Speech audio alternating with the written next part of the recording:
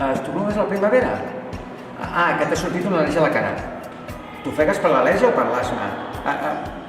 Les proves d'al·lèrgia. Home, depèn. Que si pots fer esport amb asma?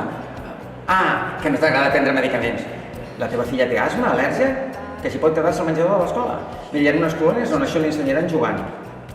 Al·lèrgia a la llet? A la lactosa. Bé, això no és ben bé així. T'han dit que tinguis adrenalina a casa?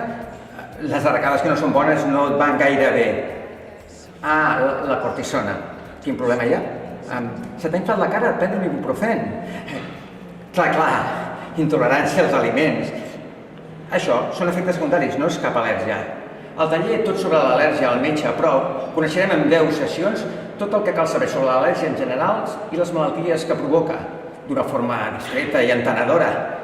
Xerrades, intercanvi d'opinions, vídeos, jocs de taula. Es tracta de conèixer un conjunt de malalties cada cop més freqüents i que tenen un munt de mites i llegendes que no són pas massa reals. Si t'interessa el tema, aquesta és la teva oportunitat.